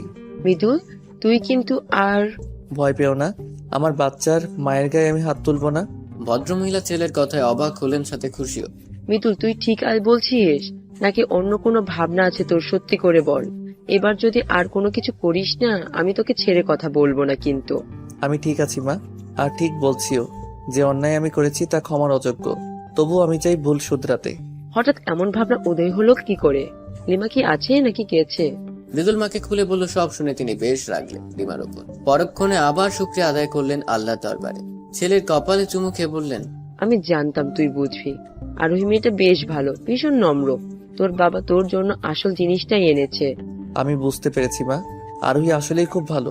না হয় অন্য কেউ হলে আমাকে সহ্য করতো না এইভাবে। এবার অন্তত কদর করিস, আর কষ্ট পেতে দিস না। দিব না মা, আমি বুঝেছি চেহারাই আসল না, মানুষের আসল সৌন্দর্য তো তার ব্যবহারে। তুমি চিন্তা করো না, আমি মাথায় করে রাখবো ওকে। আলহামদুলিল্লাহ, খুশি হলাম শুনে। তোর বাবা শুনেই অনেক খুশি হবে। এখন বলো তো, তোমার বৌমা কোথায়? ডাকলাম যে এলো না তো। আরোহী সাদে আছে বোধ হয়। আচ্ছা, আমি তাহলে দেখে আসি। দাঁড়া, ওর জন্য দুধ নিয়ে যা। তুইও কফি খাবি তো নাকি? মৃদুল হেসে সোফায় বসলো। মা এসে কফি আর দুধ দিয়ে গেল। মৃদুল সেগুলো নিয়ে চললো ছাদে। আর ওই শাড়ের আঁচল ছেড়ে রেলিং ধরে চোখ বন্ধ করেছিল। আরোহীকে দেখে মৃদুল থেমে গেল। কোমর অব্দি লম্বা চুলগুলো বাতাসে উঠছে। মৃদুল পেছনে গিয়ে কাশি দিল। আরোহী লাফিয়ে উঠে পিছু ফিরল। মৃদুলকে দেখে বলল, আপনি এখানে? কেন আসতে পারি না বুঝি? আরোহী ভ্রু কুঁচকে চেয়ে আবার সামনের দিকে তাকালো। এই নাও মা, দুধ পাঠাইছে। এই সময় নাকি দুধ ডিম খেতে হয়। আরোহী অবাক চোখে মৃদুলের দিকে তাকালো। মৃদুল দুধের গ্লাসটা এগিয়ে দিল। আরোহী বিনা বাক্যে হাতে নিল। অনেক সময় চুপ রইল দুজনে। নীরবতা ভেঙে মৃদুল বলল, তুমি কি আমার উপর রাগ করে আছো এখনো? সরি বলছি তো। আরোহী তখনও চুপ। মৃদুলের ভালো লাগলো না আরোহীর এমন নীরবতা। চুপ করে আছো কেন? সরি তো, রাগ করে থেকো না। রাগ করিনি। আমি রাগ করার কে বলুন তো? তুমিই তো। চুপ হয়ে গেল মৃদুল। আরোহী মৃদুলের দিকে তাকিয়ে বলল, চুপ করে আছেন কেন বলুন। আমি কি? কিছু না। হ্যাঁ। সময় খুব দ্রুত অতিবাহিত হয়। এই যে যেমন দেখতে দেখতে আরোহীর 7 মাস হয়ে গেছে। পেটটা বড় হয়েছে বেশ। মৃদুল আরোহীতে আসক্ত হয়েছে দারুণ ভাবে। দুজনের সম্পর্কটা সহজ হয়েছে, কিন্তু মৃদুল এখনো বলে উঠতে পারেনি যে সে আরোহীকে ভালোবাসে। ভারী পেট নিয়ে আরোহীর নড়তে চড়তে বেশ কষ্টই হয়। বারান্দায় গ্রিল ধরে দাঁড়িয়েছিল আরোহী। হঠাৎই পেছন থেকে সোনিয়া বলে উঠল, আপু, তুই এখন এই সময়? কেন? আশা করনি বুঝি? একদমই না। তাহলে চলে যাই। তুমি তো খুশি হওনি। খুশি হয়নি কে বললো? কিন্তু হঠাৎ অনেকদিন পর এলি, সেই যে গেলি, আর আজ মনে হলো। আব্বাকে তো চিনোই, দুলা ভাইয়ের উপর ভীষণ রেগেছিল, তাই আসতে দেয়নি কাউকে। আব্বা মা কেমন আছে? আর তুই একা এলি কি করে? আমি একা আসিনি তো, সবাই এসেছে। সত্যি? হ্যাঁ সত্যি। তা আমাদের চ্যাম্প কেমন আছে? পিচ্চি চ্যাম্প, তুমি কেমন আছো সোনা? খালামণি এসেছে দেখো। কি হচ্ছে কি শালিকা? আমার বউয়ের পেটে হাত দিছো কেন? আমার বাবু ব্যথা পাবে। আপনার বউ আমার বোন হয় দুলা ভাই, আর আপনার বাবু আমার কি হয় তা জানেনি। আরোহী অবাক হয়ে দুজনের খুনসুটি দেখছে। আরোহীকে এভাবে তাকিয়ে থাকতে দেখে মৃদুল বলল, কি বউ, কি দেখো? শালিকের সাথে মজা করছি দেখে তুমি আবার হিংসে করো না কিন্তু। শালি তো আদি ঘরওয়ালি। মৃদুলের কথা আরোহী লজ্জা পেল। আহা আমার মিষ্টি দুলা ভাই। আমার সুইট শালি। এখন নিচে আসো, সবাই অপেক্ষা করছে। হ্যাঁ আসছি আমি, আগান। আমার বউটাকে ধরে নিয়ে আসবা, ব্যথা পাই না যেন। আহা কি দরদ। একমাত্র বউ বলে কথা, দরদ তো থাকবেই। মৃদুল চলে গেল। আরোহী শুধু হা করে ওদের কাহিনী দেখলো। মৃদুল চলে যাওয়ার পরে সোনিয়া মুচকি হেসে আরোহীকে জড়িয়ে ধরে বলল, ভাইয়া অনেক বদলে গেছে আপু। তুমি জানো আজ আমাদের এখানে আসা শুধু ভাইয়ার জন্যই। আরোহী ভ্রু কুঁচকে চাইল। সোনিয়া সিরিয়াস হয়ে বলল, ভাই আমাদের বাসায় গিয়েছিল সপ্তাহখানেক আগে। ভাইয়াকে দেখে তো আব্বা রেগে বলল, এখানে কি চাই? কেন এসেছো? বাবা, আমায় মাফ করে দিন। আমি আপনাদের সাথে আরোহীর সাথে অনেক অন্যায় করেছি। আরোহীর বাবা তখনও গম্ভীর হয়ে রইল। মৃদুল খুব শান্তভাবে সবাইকে বোঝালো, আর কি রাগ করে থাকা যায়। আরোহীর 7 মাস উপলক্ষে ছোট অনুষ্ঠান হবে বলে সবাইকে বলে উঠল। এর মধ্যে সোনিয়ার সাথেও বেশ ভাব হয়েছে। সব শুনে আরোহী বলল, এত কিছু হয়ে গেল আর আমি কিছু জানলাম না। তোমার জন্য সারপ্রাইজ ছিল। ভাইয়া তোমায় ভালোবাসে আপু। ভালোবাসার কথাটা শুনে আরোহী চমকে উঠল। হেসে বলল, আরে না, তুই ভুল ভাবছিস। উনি তো লিমাকে। লিমা আপুকে পছন্দ করতে, ওটা ভালোবাসা ছিল না। আর লিমা আপুর সাথে ভাইয়ের কোনো যোগাযোগ নেই, অনেক আগেই শেষ হয়ে গেছে। তুই কি করে এসব জানলি? মৃদুল ভাইয়ের বন্ধু ফাহিমকে চেনো? হ্যাঁ, ছেলেটা ভালোই। এই বাসায় আসে মাঝে মধ্যেই, কিন্তু ফাহিম ভাইয়ের কথা তুই কিভাবে? সেদিন ভাইয়ের সাথে ফাহিমও গিয়েছিল, তখন ওনার সাথে আমার কথা হয়। তারপর তারপর? তারপর কি? আপু থাক, বাদ দাও। বাদ কেন দিব? তলে তলে এত কিছু। আপু আচ্ছা বাবা, আর বললাম না। ফাহিম ভাই কিন্তু ভালোই, মানাবে তোর সাথে ভালোই। সোনিয়া লজ্জা পেয়ে মাথা নিচু করে ফেললো। আরোহী হেসে বোনকে জড়িয়ে ধরলো হালকা করে। ফাহিমি সোনিয়াকে সব বলেছে, তাই তো মৃদুলের উপর জমে থাকা রাগ নিভেছে। দুবোনের আহ্লাদের মধ্যে ডাক পড়লো, কই তোমরা? এতক্ষণ কি করো? কখন আসতে বলেছি? আসতে তোলা ভাই। সোনিয়া আরোহীকে নিয়ে নিচে গেল। সিঁড়ি থেকে মৃদুল হাত ধরে নামালো। বাবা মাকে দেখে আরোহী কেঁদে ফেললো। আরোহী বাবা মেয়েকে জড়িয়ে ধরে বলল, কেমন আছিস মা? এতদিনে আমার কথা মনে পড়লো? তুই তো আমার কলিজা, তোকে বলবো কি করে মা? হয়েছে, আর আহ্লাদ করতে হবে না। এবার খেতে বসো তো সবাই। সবার হাসি মজার মধ্যে দিয়ে কেটে গেল দিনটা। সময় এগোতে লাগলো। আরোহী ডেলিভারির সময় তার সাথে পাল্লা দিয়ে এগোতে লাগলো। এই সময়টার মধ্যে মৃদুলের মধ্যে অনেক পরিবর্তন হয়েছে। আরোহীকে ভালোবেসে সে যেন উন্মাদ হয়ে গেছে। একসময় যে মেয়েটাকে তার সহ্য হতো না, আর এখন সেই মেয়েটি তার চোখের মণি, বেঁচে থাকার কারণ। একদিন রাত্রে মৃদুল আরোহীকে ঘুমিয়ে হঠাৎই আরোহী চিৎকার দিয়ে উঠলো। না। কি হলো? কি হলো? আরোহী কেঁদে ফেললো, হাঁপাতে লাগলো। মৃদুল উঠে বসে ওর কাঁধে হাত রাখতে জড়িয়ে ধরলো মৃদুলকে। কি হয়েছে আমার পাগলিটার? কোনো দুঃস্বপ্ন দেখেছো? আরোহী কেঁদেই যাচ্ছে। এভাবে কাঁদছো কেন? তাকাও আমার দিকে। আরোহী তাকাও। কি হয়েছে বলো আমাকে। আমার বাচ্চা। কি হয়েছে? কষ্ট হচ্ছে বলো আমাকে। আরোহী তাকাও, কি হয়েছে বলো। খারাপ লাগছে? ডাক্তার ডাকবো? না, ডাক্তার ডাকতে হবে না। সত্যি তো? মৃদুলের বুকে চুপটি করে পড়ে রইল আরোহী। হঠাৎ বলল, আচ্ছা, আমি যদি মারা যাই আপনি কি আবার বিয়ে করবেন? এসব কি কথা আরোহী? বলুন না, শুনুন। আর বিয়ে করবেন না কেমন? আমার বাচ্চাটাকে মায়ের খারাপ ব্যবহার পেতে দিবেন না। এবার কিন্তু খারাপ হচ্ছে আরোহী। চুপ করো, তোমার কিছু হবে না, আমি আছি তো। হুম। এখন একটু ঘুমাও তো, আমি চুল টেনে দিচ্ছি, তুমি ঘুমাও। আরবি কোনো কথা বললো না, শুধু স্বপ্নটার কথা ভাবছে। একটা ছোট্ট ফুটফুটে মেয়ে হয়েছে তার। আরবির মৃত দাদি তাকে ডাকছে, গায়ে কাফনের কাপড় জড়ানো। আরবি দাদির পেছন পেছন চলে যাচ্ছে, বাচ্চা মেয়েটা মা মা করে কাঁদছে। আর ওই চোখ দিয়ে পানি পড়ালো। তুমি এখনো কাঁদছো? হুম, কাচ্ছি না। ঘুমাতে বললাম তো, ঘুমাও। আর ওই চোখ বুঝলো। আরোহী, এই আরোহী, হুম। ফাহিমের মা অনেক অসুস্থ, আমাকে একটু যেতে হবে। যাও, সাবধানে যেও। আচ্ছা, তুমিও সাবধানে থেকো। কোনো কিছু দরকার হলে মাকে বলবে, নিজে কিছু করতে যাবে না। আমি কল করব বারবার। ঠিক আছে, তাড়াতাড়ি ফিরো। তাড়াতাড়ি ফিরবো। মৃদুল চলে যেতেই আরোহী আবার ঘুমে তলিয়ে গেল। মৃদুল যাওয়ার সময় মাকে বলে গেল, মা, আমি একটু বাইরে যাচ্ছি, তোমার বৌমাকে দেখে রেখো। কোথায় যাচ্ছিস? ফাহিমের মায়ের শরীর ভালো না, দেখতে যাবো একটু। সে কি হলো ভাবির? গেলে দেখতে পাবো, তোমায় জানাবো। মৃদুল মাথা নেড়ে মায়ের থেকে বিদায় নিয়ে বেরিয়ে পড়লো। আরোহীর ঘুম ভাঙলো বেশ কিছুক্ষণ পরে, তাও শাশুড়ির ডাকে। মৃদুলের মা খাবার নিয়ে এসেছিল, আরোহীকে ঘুমোতে দেখে একটু চিন্তিত হলো। খাবারটা টেবিলের উপর রেখে আলতো হাতে ডাক দিলেন। আরোহী টিপটিপ চোখে তাকালো। শাশুড়িকে দেখে ধরপড় করে উঠে বসলো, চুলগুলোকে হাত খোপা করে শাশুড়ির দিকে তাকালো। মা, আপনি? অনেক সময় ঘুমিয়েছি, তাই না? ইস, কত দেরি হয়ে গেল। এত ব্যস্ত কেন হচ্ছ? এই সময় একটু একটু ঘুম হয়, ব্যাপার না। তুমি ফ্রেশ হয়ে খেয়ে নাও, আমি তোমার শ্বশুরকে ওষুধ দিয়ে আসি। ঠিক আছে মা। লক্ষ্মী মেয়ে। মৃদুলের মা চলে যেতেই আরোহী হেঁটে ওয়াশরুমের দিকে গেল। মাথাটা ঘুরছে ওর। এমন লাগছে কেন আমার?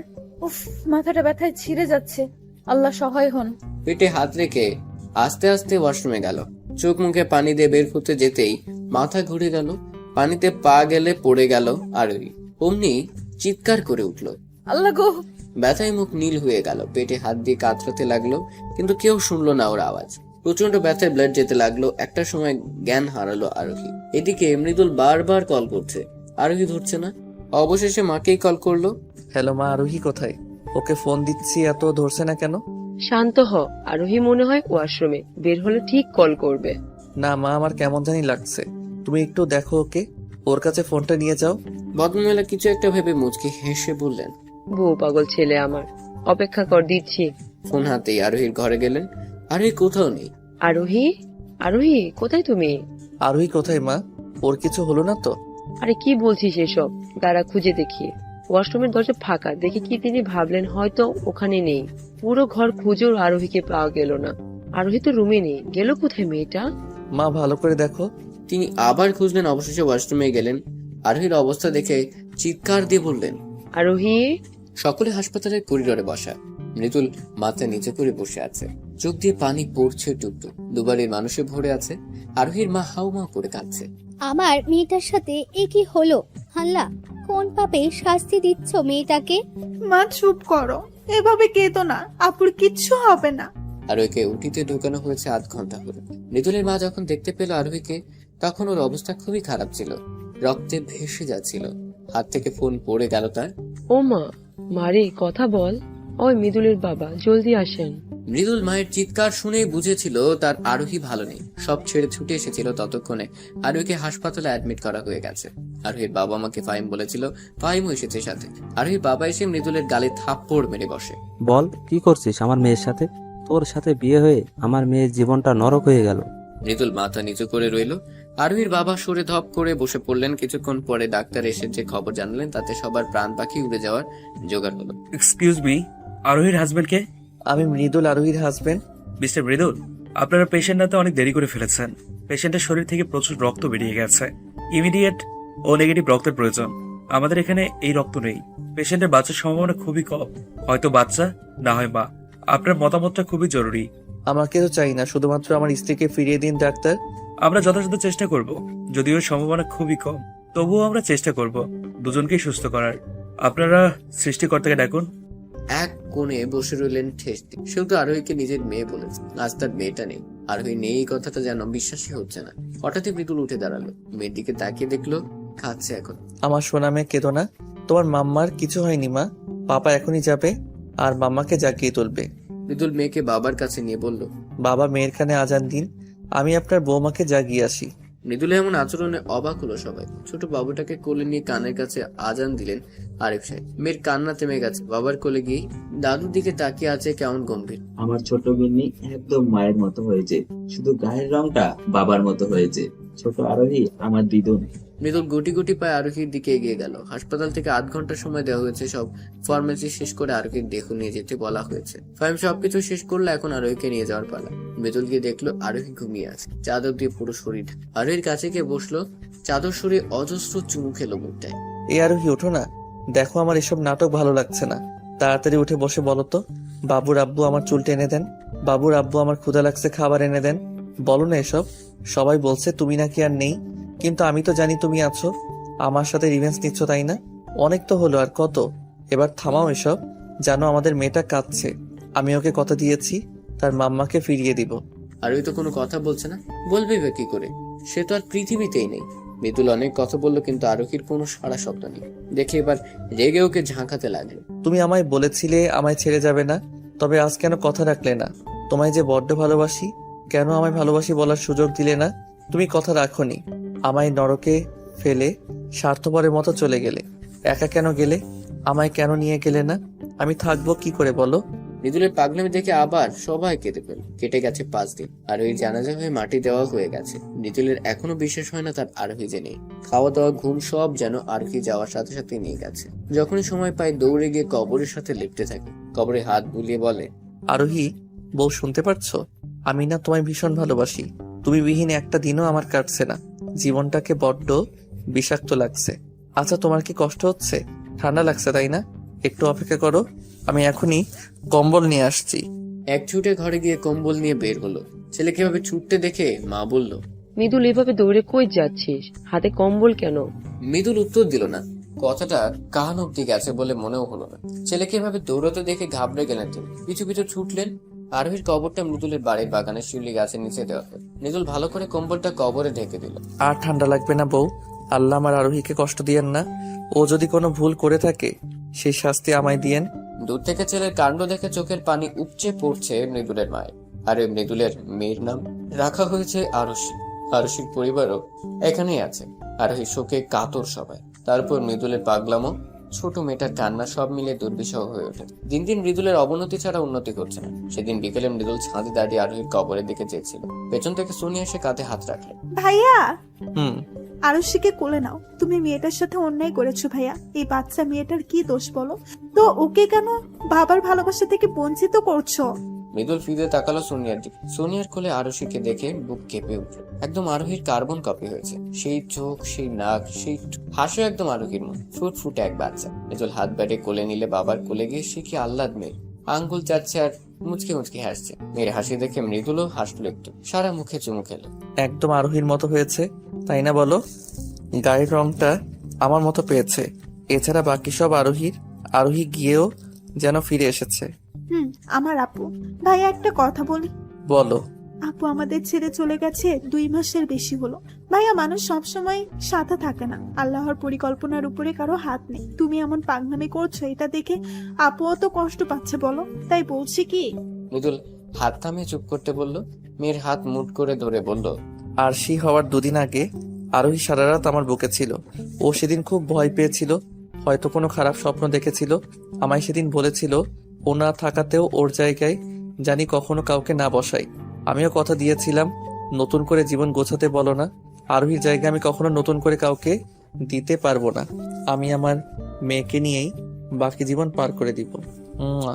আমি বেঁচে থেকে আরোহীকে আজীবন ভালোবাসবো। ওর প্রতি ঝোঁক আমার মৃত্যুর পরেও মিটবে না। 5 বছর পর। পাপা, where are you? কি হয়েছে আরুষি সোনা? মামনি, পাপা কোথায়? দেখছি না যে। পাপা কি ভুলে গেল আজ আমার 5th বার্থডে? তোমার পাপ্পা কি এই কথা ভুলতে পারে মামনি? দিদি ভাই, এদিকে এসো তো, খেয়ে নিবে। না, পাপা এলেই খাবো। দাদু, মাম্মার জন্য আজ হুজুর ডেকে মিলাদ দিবে না? ছোট আরশির কথা চোখ ছলছল করে উঠল। আজ যেমন আরশির জন্মদিন তেমনি আরোহীরও মৃত্যুবার্ষিকী। এই দিন আরোহীর জন্য দোয়া করা হয়। এতিম বাচ্চাদের খাওয়ানো হয়। হ্যাঁ দিব তো সোনা, তোমার পাপা সেই ব্যবস্থাই করতে গেছে। তুমি খেয়ে নাও না, হয় পাপা রাগ করবে। কি হয়েছে, কে খাচ্ছে না? এখনই খাওনি কেন মা? কত বেলা হলে দেখছো? তুমিও তো খাওনি পাপা। আমি তোমায় খাইয়ে দিই। বাবা মেয়ে দুজন দুজনকে খাইয়ে দিল। আরোহীর মৃত্যুবার্ষিকী সুষ্ঠুভাবে সম্পন্ন হলো। মৃদুল আরোহীর কবরের সামনে গিয়ে দাঁড়ালো এক তোড়া গোলাপ নিয়ে। কবরের উপর গোলাপটা রেখে হাত বুলিয়ে দিল। তোমার মেয়ে কত বড় হয়েছে জানো? সে এখন পাপাকে খাইয়ে দেয়, শাসন করে, আদর করে, সারা বাড়ি দৌড়ে বেড়ায়। ঠিক যেন তুমি। মেয়ের জন্য দোয়া করো, তোমায় যে বড্ড ভালোবাসি, সারা জীবন বাসবো। আমিও মামামকে ভীষণ ভালোবাসি। হঠাৎ মেয়ের গলা শুনে পিছে ফিরে দেখলো আর সে কাঁদছে। তুমি এখানে? তোমায় খুঁজতে এলাম বাবা। আল্লাহ কেন আমার মাম্মামকে আমাদের থেকে নিয়ে গেল? তোর মাম্মা সবসময় আমাদের সাথে আছে সোনা। মামাও আমাদের অনেক ভালোবাসে। এই যে বন্ধুরা, গল্প শেষ করে কমেন্ট না করে চলে যাচ্ছ, এইটা কিন্তু ঠিক না। তাড়াতাড়ি কমেন্ট করো। আর যারা এখনো আমাদের চ্যানেলটি সাবস্ক্রাইব করো নাই, জলদি করে সাবস্ক্রাইব করে আমাদের চ্যানেলের একজন মেম্বার হয়ে যাও প্লিজ। আর রক্তের ব্যবস্থা করুন ইমিডিয়েটলি। মৃদুল ধপ করে নিচে বসে গেল, মুখ ঢেকে কেঁদে উঠল। ফাইম মৃদুলের কাছে এসে বসে কাঁধে হাত রাখলো। ফাইমকে দেখে মৃদুল জড়িয়ে ধরে হাওমাও করে কেঁদে ফেলল। এইভাবে ভেঙে পড়িস না দোস্ত, ভাবির কিছু হবে না, সব ঠিক হয়ে যাবে। কেন এমন হলো বলো তো? আমি যে ওকে অনেক ভালোবাসি, ভালোবাসি কথাটা যে বলা হয়নি। মৃদুলের বাচ্চাদের মতো কান্না দেখে কেঁদে ফেলেছে সবাই। মৃদুলের মা স্বামীকে আঁকড়ে ধরে কাঁদছে। আমার ছেলের কষ্ট আমি দেখতে পারছি না, আপনি কিছু করুন। আমি ওকে কখনো এইভাবে কাঁদতে দেখিনি। আমার কি ছেলে কি যে হয়ে গেল। উপরওয়ালাকে ডাকো। আমার ছেলেটা এত পরিবর্তন, যার জন্য সব হলো, এখন সেই মৃত্যুর মুখে। স্ত্রীকে রেখে রফিক সাহেব ছেলের কাছে গেলেন। বাবাকে দেখে মৃদুল পা আঁকড়ে ধরল। বাবা, আপনার কাছে কখনো তেমন কিছু চাইনি, আজ চাচ্ছি। আমার আরোহীকে এনে দিন বাবা, আমি ওকে ছাড়া বাঁচতে পারবো না। আপনি আমায় আরোহীকে এনে দিন। ছেলের কান্না দেখে ভেঙে পড়লেন তিনিও। কি বলে সান্ত্বনা দেবেন ভেবে পেলেন না, তবু বললেন, এভাবে কান্নাকাটি করলে কিছু হবে না মৃদুল, তোমার শক্ত হতে হবে। কি ব্যাপার, আপনারা রক্তের ব্যবস্থা করেছেন? নার্সের কথা শুনে সকলের যেন হুঁশ ফিরল। আরোহীর চিন্তায় আসল জিনিসই ভুলে গিয়েছিল। ওদের চুপ থাকতে দেখে নার্স আবার বলল, 10 মিনিটের মধ্যে রক্তের ব্যবস্থা করুন। আমি রক্ত দিব। সোনিয়ার কথায় কি যেন ছিল। ওর দিকে চাইলো সবাই, সেদিকে পাত্তা না দিয়ে সোনিয়া বলল, আমার রক্তের গ্রুপ ও নেগেটিভ, চলুন আমি দিব রক্ত। রক্ত লাগবে 4 ব্যাগ। আপনার তো মনে হয় বয়স কম, রক্ত নেওয়া যাবে না। আমার বোন মৃত্যুর সাথে লড়াই করছে আর আপনি আমার বয়স নিয়ে আছেন। আমি তো বললাম আমি রক্ত দিব। ঠিক আছে আসুন, কিন্তু 1 ব্যাগের বেশি রক্ত নেওয়া যাবে না। বাকি রক্তের ব্যবস্থা করুন। কথাটা বলে নার্স চলে যেতে নিলেই মৃদুল বলল, আমার স্ত্রী কেমন আছে? স্যার বলবে আমায়, কিছু জিজ্ঞাসা করবেন না, প্রার্থনা করুন। নার্স চলে গেল, পিছু পিছু সোনিয়াও যেতে লাগলো। তখন সোনিয়ার মা ওর হাত ধরে বলল, মারে তুই?